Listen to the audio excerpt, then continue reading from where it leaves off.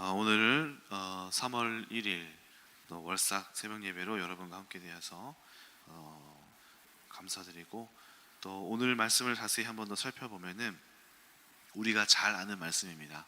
바로 오병이어의 기적이 일어난 사건이죠. 예수님께서는 우리에게 이 오병이어 사건을 통하여서 귀한 메시지를 전해주시는데요. 또 그 하나님께서 예수님을 통하여서 또 기적을 일으킨 사건을 통하여서 오늘 우리 삶에 귀한 영적인 원리들을 찾아보는 시간을 갖기를 원합니다. 먼저 예수님께서는 8장 1절부터 보니까 현재 무리의 상황을 자세하고도 또 깊이 하셨습니다. 당시 예수님은 지금 이 시간은 어떤 시간이냐면은 가르치는 시간이에요. 가르치는 시간. 보통 예수님이 산에서 사람들이 많이 모였을 때에는 가르치는 시간을 많이 가지십니다. 그래서 많은 사람들이 듣고 예수님의 이야기를 듣고 하나님 나라에 대하여서 알게 되는 것이죠. 그리고 이 땅에서 바리새인들이 가르치고 있는 율법에 대하여서도 새롭게 해석해 주시는 시간, 그래서 여러 가지 영적인 진리를 배우는 시간이고, 이 시간의 주된 목적은 사실 하나님의 나라를 아는 데 있습니다.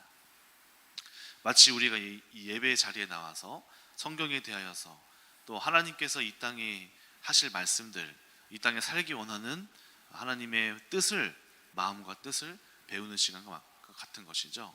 그런데 오늘 예수님께서 주목하시는 것이 있습니다. 바로 그들의 처지와 그들의 상황을 알게 되는 것이죠. 한번 볼까요? 8장 1절 보니까 그 무렵에 또 큰 무리가 있어 먹을 것이 없는지라.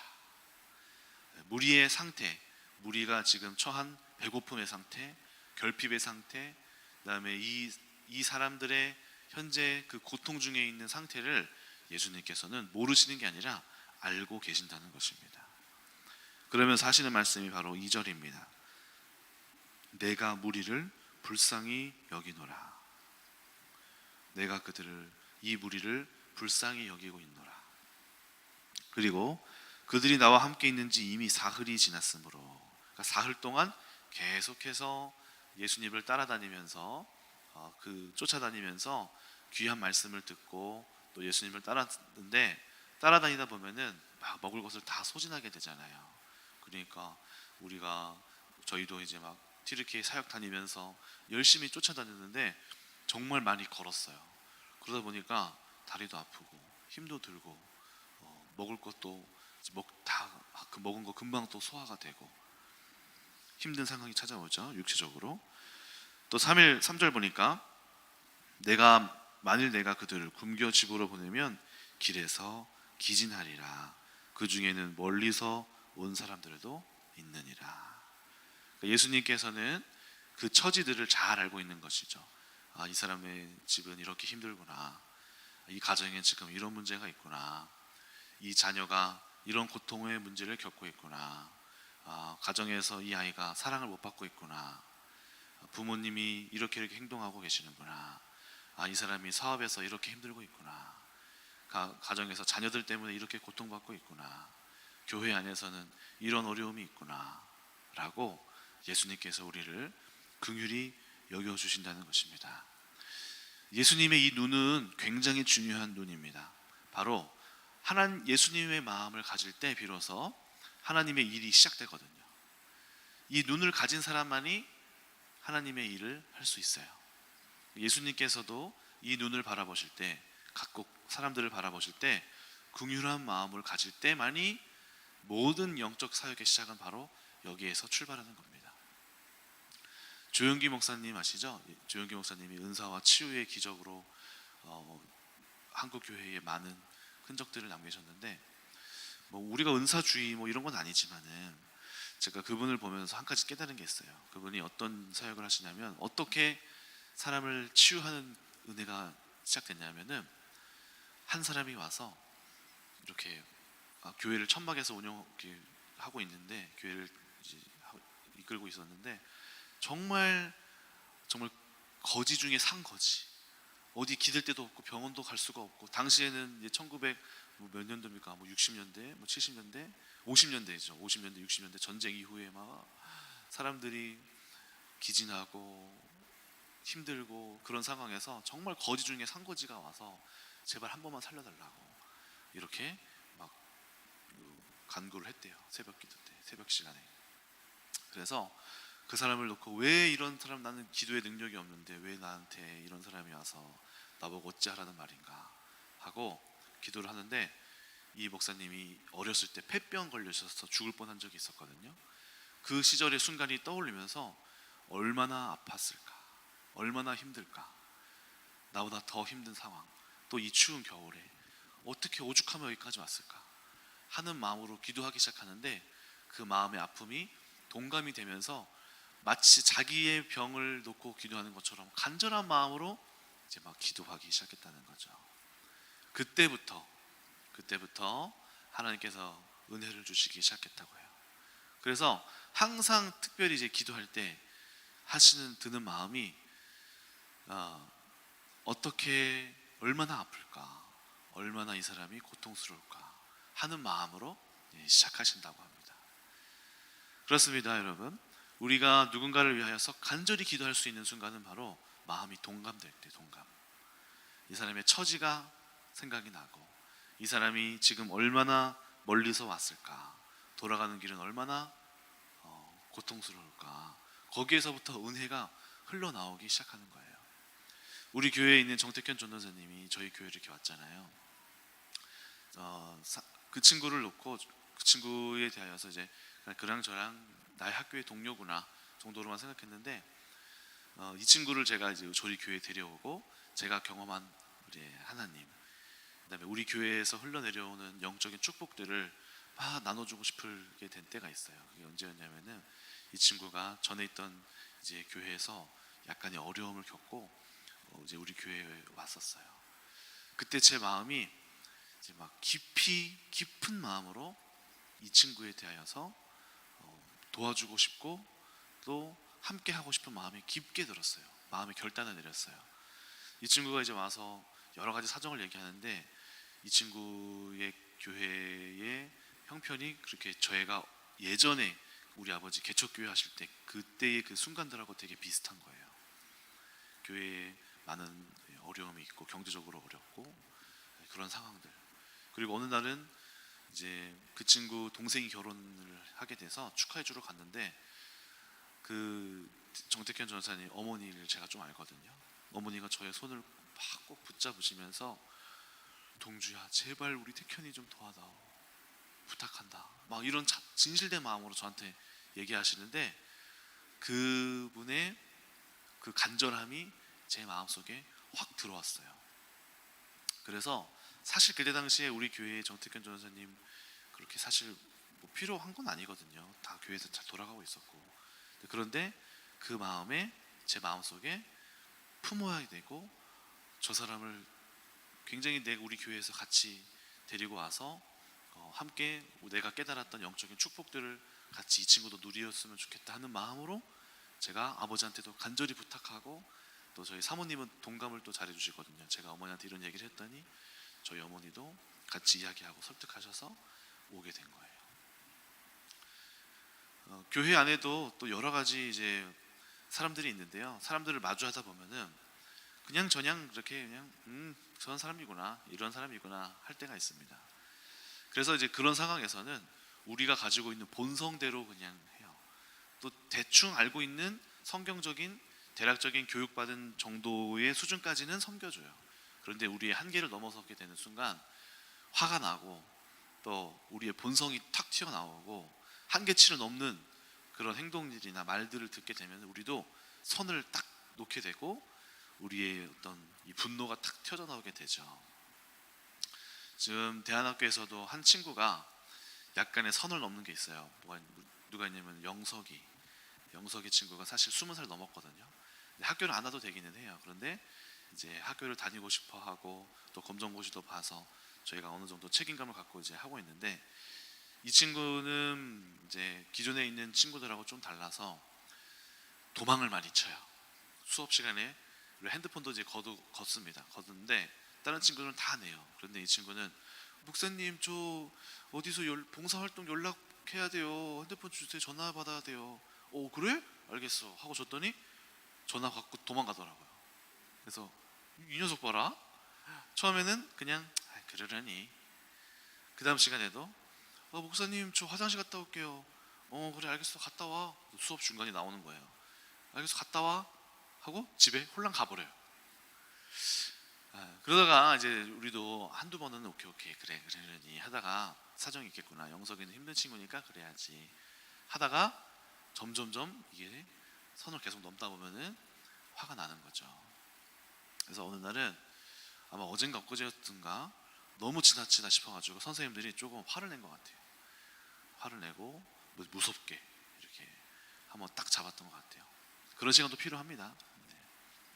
그런데 이 친구가 또 이제 막 그렇게 선생님이 혼을 내니까 기가 또 확 죽어가지고 이러다가 도망 또 가더라고요. 그래서 제가 그때 선생님들 이제 저희가 엊그저께 이제 같이 회의를 했는데 이 친구를 어떻게 해야 될까요? 라고 고민을 하다가 이 친구에 대해서 서로 같이 생각하고 묵상하는 시간을 좀 가졌어요. 생각해 보니까 이 친구는 기존에 있는 친구들처럼 대하면 안 되는 친구들이구나.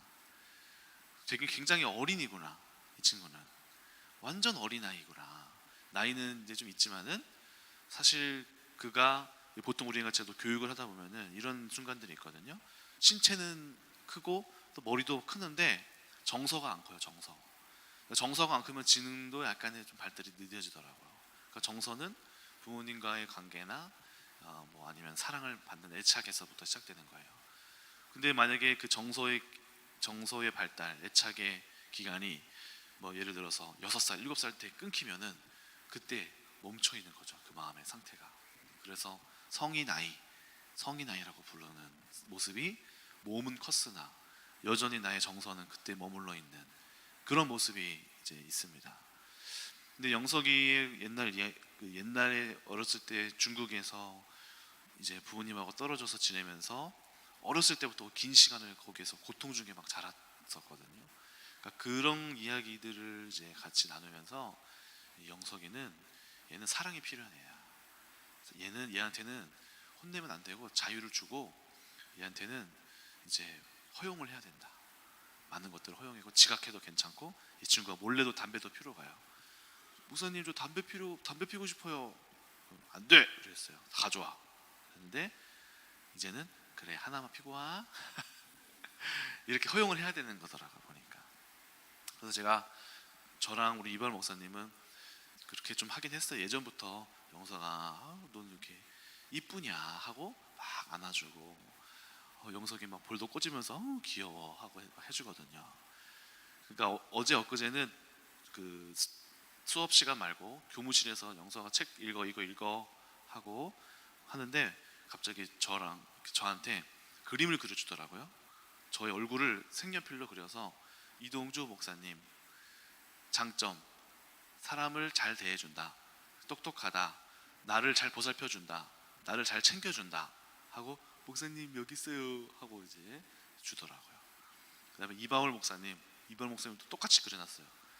장점 나를 잘 챙겨준다, 나를 보살펴줍니다 이렇게 막 써가지고 주더라고요.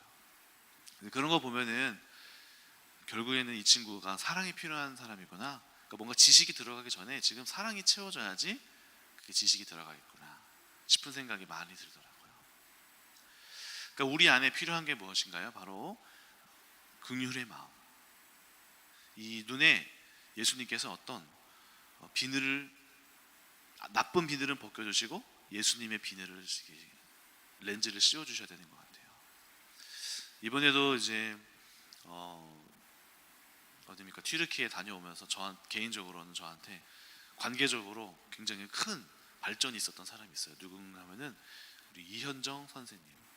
저랑 같이 그 대안학교에서 같이 일을 하거든요. 근데 사실은 제 마음속에 어떤 마음이 있었냐면은 안 맞았어요. 진짜 이 사람이랑 정말 안 맞는다. 그리고 속으로는 이런 생각까지 했어요. 딴 사람 같이 일했으면 좋겠다. 얘 언제 그만두지? 이상 생각을 가지고 있었어요. 어떻게 빌미를 잡아서 자르지? 그 생각까지 갖고 있었어요. 근데 이제 마지막 날 저희가 나눔을 했거든요. 근데 막 튀르키예 선교를 가서 시간이 하루 이틀 3일 4일 5일 6일 막 지나가는데 제 마음속에 제일 잘 맞는 사람이 이현정 선생님인 거예요. 너무 잘 맞아. 내 마음이 이 사람 마음이야. 그리고 그 사람이 하는 행동, 그 사람이 하는 여러 가지 뭐 사역들 하는 게 제 마음에 막 쏙쏙쏙 들어오는 거예요. 사람이 막 이뻐 보여, 괜찮아 보여요. 근데 반대로 우리 이현정 쌤도 저를 보는데 뭐 눈에 콩깍지가 씌었나 봐요. 목사님 왜 이렇게 재밌어요? 목사님 이렇게 귀여워요. 유민이 닮았어요. 하면서 저를 막 좋아해 주는 거예요. 그래서 막 야 너랑 나랑 그렇게 잘 맞는 줄 몰랐다 하면서 막 이렇게 하는데 마지막 날 저희가 나눔 시간을 가졌어요. 그래서 저희가 솔직하게 얘기했어요. 사실은 이번에 나에게 가장 큰 수확은 현정이다. 현정이랑 너무 잘 맞는다. 사실 이런 마음도 갖고 있었다. 그랬더니 우리 현정 선생님도 목사님 사실 저도 그랬어요. 언제 그만두지? 목사님 왜 이렇게 원래 저런 사람이었나? 왜 이렇게 안 맞지? 내가 알던 사람이 맞나? 싶을 정도로 안 맞는다는 거예요. 그리고 제가 중간에 다리가 다쳤잖아요. 그랬더니 그 소식을 듣고 다른 사람들은 안 가면 안 되는데 어떻게 해야 되지? 목사님 못 가면 안 되는 거 아니야? 못 가는 거 아니야? 이랬는데 우리 현정 선생님은 와 같이 안 갈 수도 있겠다. 엄청 좋아했었다는 거예요. 그런데 이제 이번에 튀르키예 선교를 통해서 목사님이랑 이렇게 잘 맞는 줄 몰랐다. 마치 정말 큰 오빠 같다. 너무너무 잘 맞아졌다. 잘 맞게 됐다. 그런 생각이 들었다는 거죠. 제가 이제 드리고 싶은 말은 여기에서 하나님이 저는 이번 선교를 통하여서 우리 둘 사이에 알게 모르게 우리가 일하면서 생기는 벽들이 있었는데 이거를 거둬주셨다는 거. 관계에 있어서 하나님이 이 대안학교를 같이 일을 해나가는 사람들 사이에 관계의 벽을 허물어 주신 거. 이것이 저에게 있어서는 굉장히 큰 축복이라고 느껴졌어요. 우리가 같이 일을 하는 사람들, 또 가족 중에서도 마찬가지죠. 가족 중에서도 뭐 자녀들 중에서도 다 예쁘지만은 유독 우리 마음속에 상처를 주는 사람, 상처를 주는 자녀, 사랑하면서 같이 동시에 미워하게 되는 이런 일들이 있잖아요. 마음에 안 들기도 하면서 또 사랑할 수밖에 없는. 그런데 우리에게 어떤 일들이 더 벌어져야 되냐면은 하나님께서 우리에게 은혜를 주시면 그 비늘이 완전히 벗겨지고 예수님의 새로운 렌즈가 딱 쓰여지게 되면서 그들의 모든 허물까지도 덮게 되는 사랑. 마치 고린도전서 13장에 사랑은 허다한 죄를 덮느니라 하는 사랑의 능력이 우리 가운데 먼저 입혀질 때 우리를 통하여서 사랑의 은혜가 흘러가게 되는 거죠.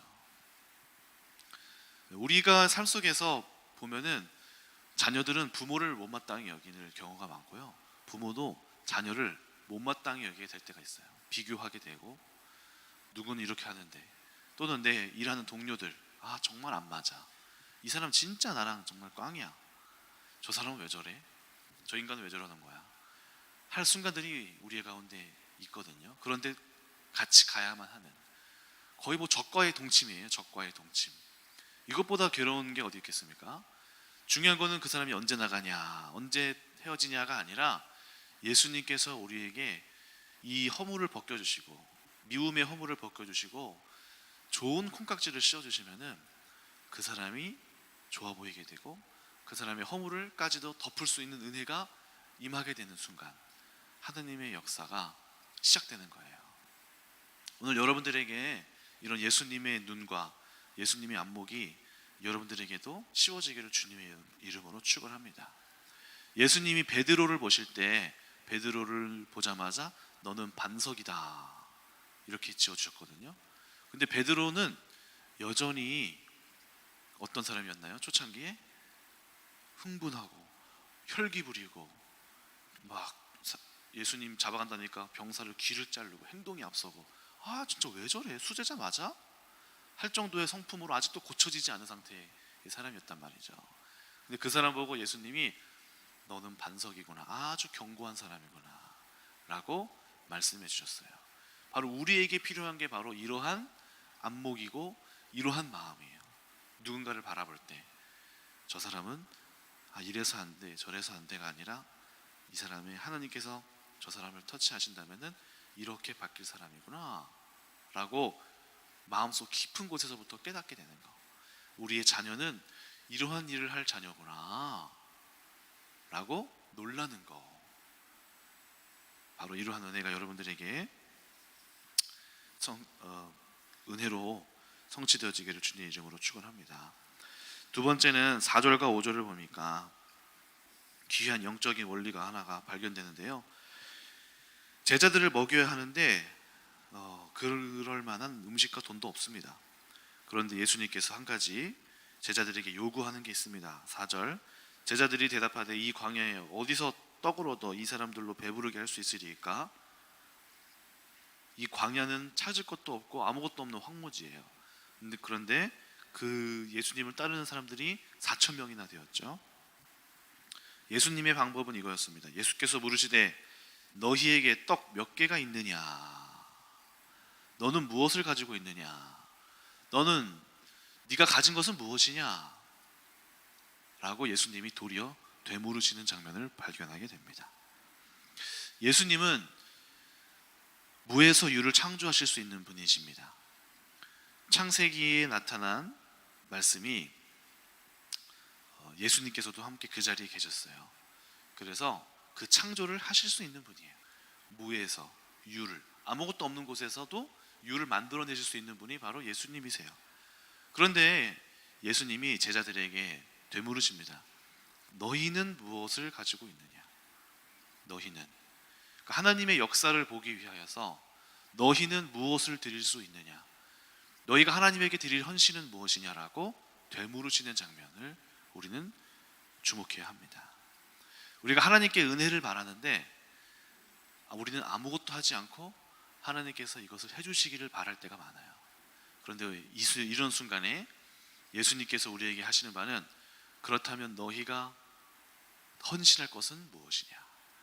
너희가 하나님 앞에 드릴 것은 무엇이냐라고 되물으십니다. 하나님의 역사가 일어나는 원리 중에 한 가지는 바로 이거예요. 작은 것이라도 드림으로 인하여서 하나님 앞에 우리의 헌신을 해내는 것. 그리고 예수님께서도 그 헌신을 통하여서 역사를 이뤄내시는 것. 이게 바로 하나님의 역사가 일어나는 중요한 원리입니다. 우리는 드리지 않고 하나님께 받으려고 해요. 하나님께서는 그럴 수 있는 분이시잖아요. 주님은 능력이 많으시잖아요. 그러니까 그냥 주셔야죠. 그것이 마땅한 건 아니겠습니까? 라고 우리가 스스로 착각하고 있다는 게 굉장히 많죠. 이 원리는 바로 이 마태복음에서도 나오는데요. 바로 달란트 비유입니다. 달란트 비유. 달란트 비유 아시죠? 한 주인이 자기의 종들의 3명에게 달란트를 주고 떠나요. 한 명에게는 5달란트, 그 재능대로.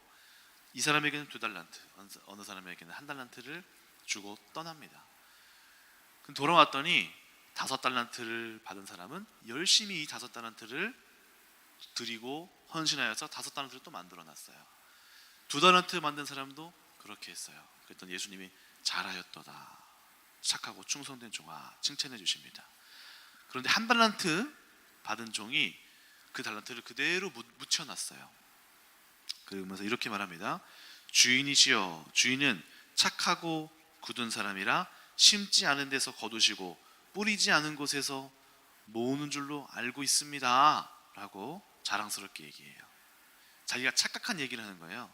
주님은 은혜가 많아서 우리가 드리지 않아도 주시고 헌신하지 않아도 행하실 능력이 있는 것을 알고 있어요. 주님은 그렇게 능력 많으신 분이시잖아요 라고 이야기합니다. 그러니까 주인이 분노하면서 이렇게 이야기합니다. 이 악하고 게으른 종아, 나를 심지 않은 데서 거두고 해치지 않은 데서 모으는 줄로 네가 잘못 알았구나. 세 번역을 보니까 너는 내가 심지 않고 뿌리지 않는 땅에서 거두는 줄 알았느냐? 잘못 알았도다. 이 악하고 게으른 종아라고 꾸짖으십니다. 다시 말하면 이 말이 뭐죠? 우리가 주인을 착각하고 있는 게 하나님은 능력 많으시고 은혜로운 분이니까 이거 주시겠지 왜 안 주시는 거야? 라고 생각한다는 거예요. 그런데 오늘 이 오병이어도 마찬가지고 예수님께서는 우리를 향하여서 하시는 말씀이 너희는 나를 위하여서 도대체 무엇을 심고 있느냐? 그 역사를 보기 원하느냐? 하나님의 일하심을 보기 원하느냐? 그렇다면 지금 너희는 무엇을 심고 있느냐? 라고 되물으신다는 것입니다. 우리는 하나님의 역사를 보기 위하여서 심어야 합니다. 심어야 해요. 심지 않고 구하는 거, 이것이야말로 하나님을 잘못 이해하고 있는 거죠. 제가 이바울 목사님하고 관계가 굉장히 많이 안 좋았어요. 옛날부터 서로 비교하였고 서로 원수 맺었고 서로를 오해하였고 서로 비방되는 말을 하였고 서로를 무시하였고 그렇게 긴 세월이 쌓이다 보니까 서로에게 좋은 것을 주지 않는 상태, 서로 말만 해도 기분이 상하는 상태가 되었어요. 그때 제가 이제 하나님께 이 관계가 옳지 않음을 깨닫고 좀 풀기를 바랬는데 사모님이 저한테 힌트를 주셨어요. 하셨던 말씀이 뭐냐면은 동주야, 너 이 관계를 풀기 원하느냐? 하나님이 그걸 원하신다. 그런데 너가 동진이한테 심은 게 뭐냐? 심어라. 심어야지 나는 거다. 심어야지 관계가 회복된다. 하고 저에게 심기를 바라셨어요. 그게 이제 이바울 목사님에게는 약간 물질, 돈이었어요. 돈. 항상 하는 말이, 입에 달고 다니는 말이, 형 동생들한테 용돈 좀 줘.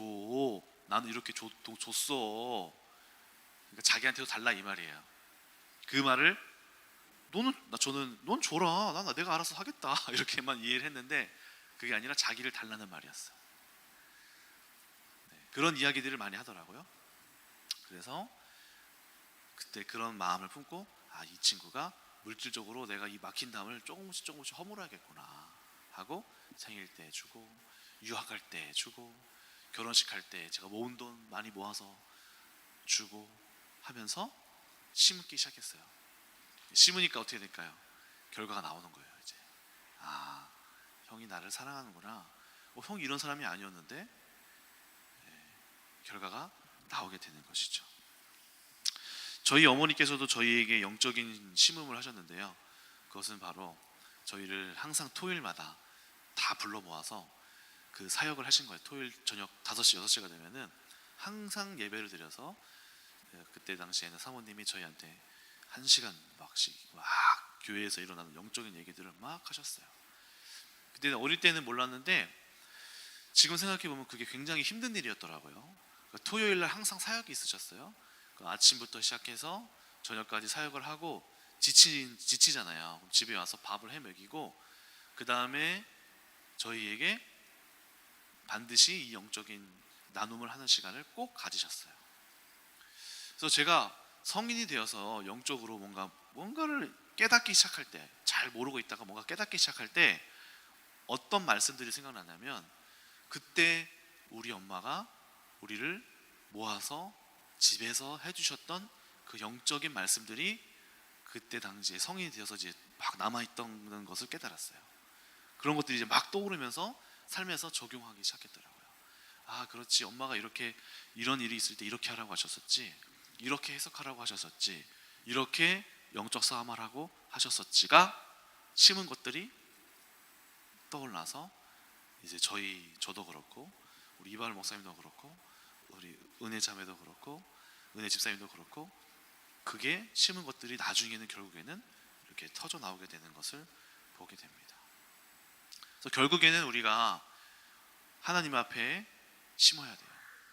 하나님이 어떤 영적인 은혜를 구하십니까? 그렇다면 기도의 자리로 나아가야 돼요. 시간을 내서 기도하는 시간을 따로 또 가져야 되는 거고 말씀 있는 시간을 더 가져야 되는 우리의 드림이 있어야 됩니다.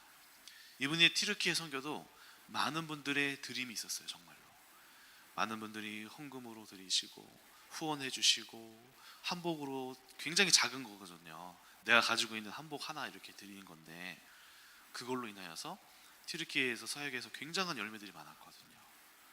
그러니까 하나님이 자꾸 우리를 통하여서 드림을 통하여서 역사하시는 것입니다. 또 제가 이번에 책을 하나 읽고 있는데요, 유대인들 교육에 대하여서 또 제가 알고는 있지만 또 한번 계속 공부하고 있어요. 봤더니 이 유대인들이 정말 대단한 사람들입니다.